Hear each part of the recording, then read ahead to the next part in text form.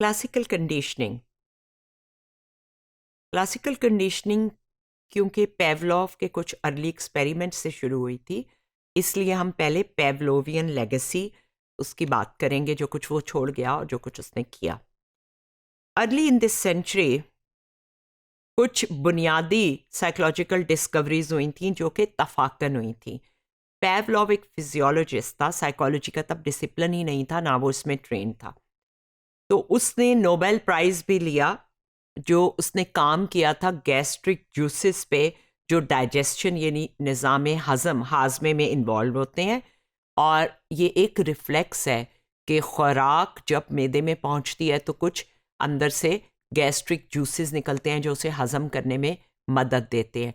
और उनका जो पहली चीज़ उसने ऑब्ज़र्व की थी कि वो मुंह में डालते ही शुरू हो जाते हैं। मुंह में पानी भर आना इसलिए होता है कि वो ग़िज़ा को काबिल हज़म बनाए और निगलने के काबिल बनाए।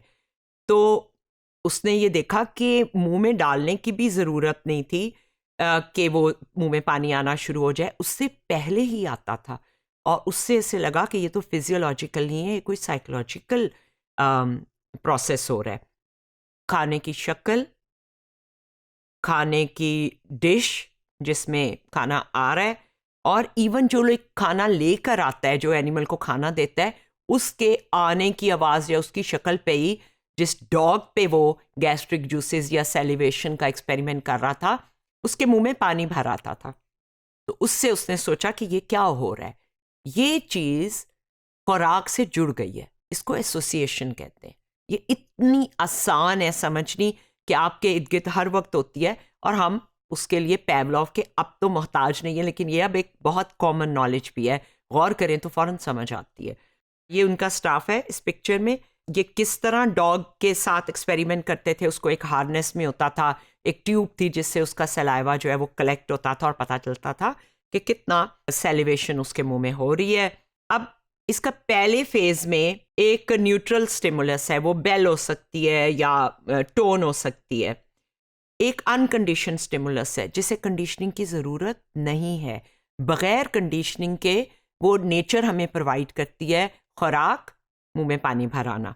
तो वो फूड पाउडर है, वो मुंह में डालेंगे तो खुद ब खुद सेलिवेशन होगी, और उसके साथ अनकंडीशन रिस्पॉन्स है यानी सेलिवेशन।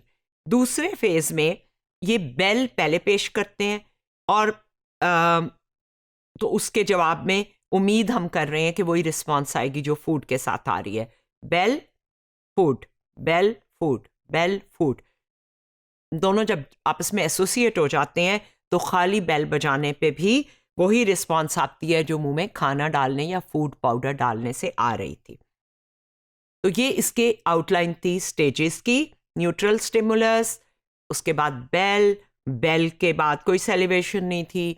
जब बार बार ऐसा करते रहे तो सेलिवेशन होने लग गई। इसका मतलब है कि जो रिस्पॉन्स पहले फूड की थी वो अब कंडीशन हो गई है न्यूट्रल स्टिमुलस के लिए, तो वो कंडीशन स्टिमुलस बन गया और ये कंडीशन रिस्पॉन्स बन गई। इसको यूसीआर और यूसीएस, सीआर और सीएस कहते हैं। Uncondition stimulus, uncondition response, condition stimulus, condition response. ये उसका प्रोसेस था, ये उसकी फूड थी, और ये जो ट्यूब आपको नजर आ रही है। उसने कई चीज़ें यूज़ की, टोन, बेल, लाइट एंड मेट्रोनोम्स जो टिक टिक करते हैं न्यूट्रल स्टिमुलाई के तौर पे, और वो इनमें से किसी को भी करते थे फूड देने से पहले।